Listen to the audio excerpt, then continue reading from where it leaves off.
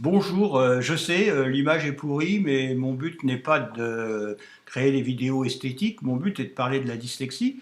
Et aujourd'hui, j'aborde un sujet, j'ai reçu un document d'une association qui prend en charge les différentes maladies inhérentes à la dyslexie. Et c'est pour ça que je prends la parole aujourd'hui, parce que il y a une liste, pas je l'ai sous les yeux, hein, je suis obligé de la lire, hein. Alors, elle s'occupe de ça et elle peut accompagner les enfants. Alors, les enfants qui ont la dysphasie, autrement dit un trouble du langage, eh bien, je peux vous dire qu'en tant que vieux dyslexique, combattant de la dyslexie, on a forcément, on chute, on bute sur des mots, on se trompe dans les mots. Je me souviens, moi, tout le monde, j'avais fait rire tout le monde parce que un jour, ou alors on associe des mots, hein. Je me souviens que j'avais vu les éléphants au cirque, et puis ils faisaient des grosses crottes, vous savez. Donc, quelques jours plus tard, j'ai dit le pachy-merde au lieu de le pachy-machin,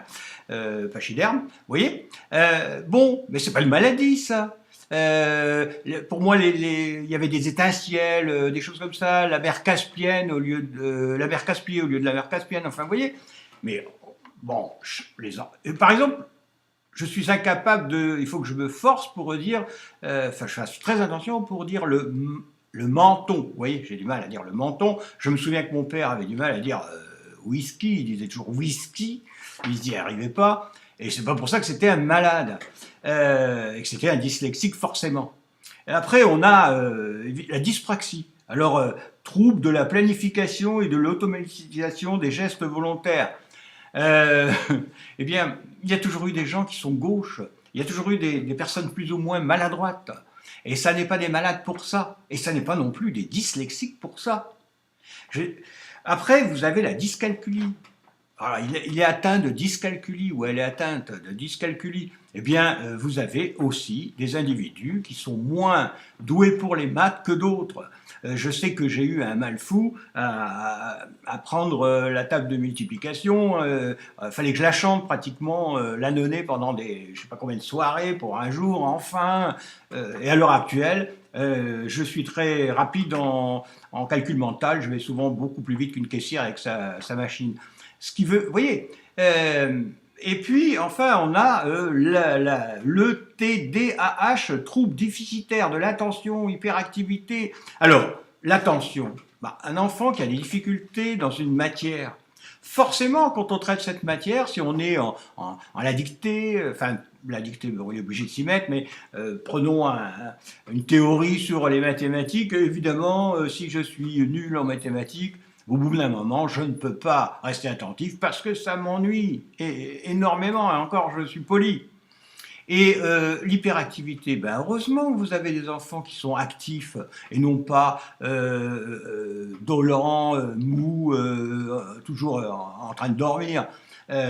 L'hyperactivité fait partie de la jeunesse des enfants. Ils ont besoin de jouer, de bouger, de s'activer. Alors forcément, s'ils vivent dans un appartement étroit, on les trouve hyperactifs. Enfin, tout ça, ça a été classé en catégorie, cette association, elle, par exemple, comme d'autres, hein, elle va s'occuper de tel et tel cas. Et à chaque fois, en fin de compte, on en fait un malade. C'est pour ça que j'interviens, on en fait une maladie. Mais je veux dire que vieux dyslexique comme je le suis, hein, je peux dire que je l'ai vécu, je le vis tout le temps.